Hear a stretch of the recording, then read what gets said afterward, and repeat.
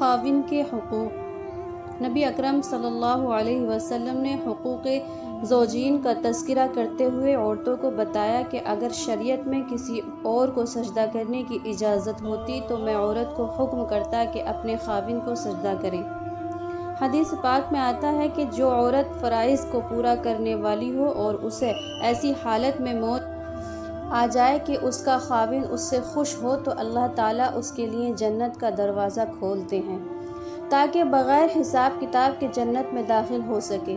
یہ بھی کہہ دیا کہ اگر کسی عورت سے اس کا خاوند جائز وجہ سے ناراض ہو اور وہ عورت ضد کر کے خاموش رہے اور خاوند ایسی حالت میں سو جائے تو ساری رات اللہ کے فرشتے اس عورت پر لعنت برساتے رہتے ہیں۔ گویا خاوند کی خوشی میں اللہ تعالیٰ کی خوشی کو شامل کر دیا گیا۔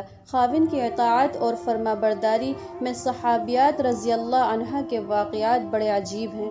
ایک صحابیہ رضی اللہ عنہ کے یہاں بیٹا پیدا ہوا۔ شوہر جہاد پر گیا ہوا ہے۔ جس دن شوہر کو آنا ہے تو اس دن چند گھنٹے پہلے بیٹا فوت ہو۔ اب پریشان بیٹھی ہے کہ خاوند اتنے عرصے بعد آئے گا اور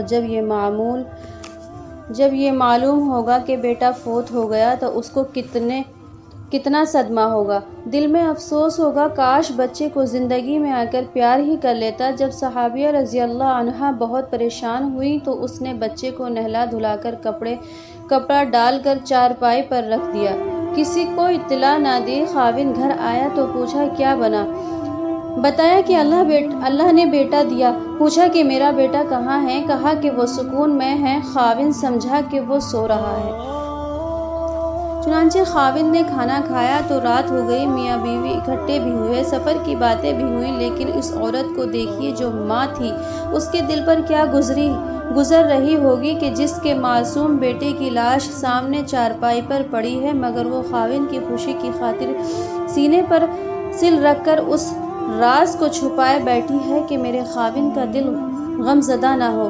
وہ اس کے ساتھ کھانا بھی کھا رہی ہے، ہنس بول بھی رہی ہے، دونوں مل بھی رہے ہیں، حتیٰ کہ اسی حال میں صبح ہو گئی۔ صبح اپنے خاوند سے پوچھتی ہے کہ مجھے ایک بات بتائیے۔ خاوند نے کہا پوچھو۔ کہنے لگی اگر کوئی کسی کو امانت دے اور پھر کچھ عرصے بعد واپس مانگے تو وہ خوشی سے دینی چاہیے یا غمزدہ ہو کر؟ خاوند نے کہا کہ خوش ہو کر۔ کہا کہ اچھا آپ کو بھی اللہ نے امانت دی تھی، آپ کے آنے سے کچھ دیر پہلے اللہ نے وہ امانت واپس لے لی، اب آپ جائیے اور خوشی خوشی اللہ کے حوالے کر دیجیے۔ اللہ اکبر!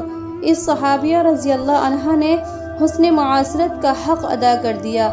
صبح ان کے خاوند رسول اللہ صلی اللہ علیہ وسلم کی خدمت میں حاضر ہوئے اور کہا کہ اے اللہ کے نبی، میرے گھر میں یہ معاملہ ہوا، میری بیوی نے میری خوشی کی خاطر اتنے صبر ضبط کا مظاہرہ کیا۔ اللہ کے نبی علیہ السلام نے دعا دی، چنانچہ اللہ نے اس رات میں برکت ڈالی اور وہ عورت اپنے خاوند سے ملنے کی وجہ سے حاملہ ہوئی۔ اللہ نے ان کو ایک اور بیٹا عطا کیا جو حافظ قرآن بھی بنا اور حافظ حدیث بھی بنا۔ سبحان اللہ۔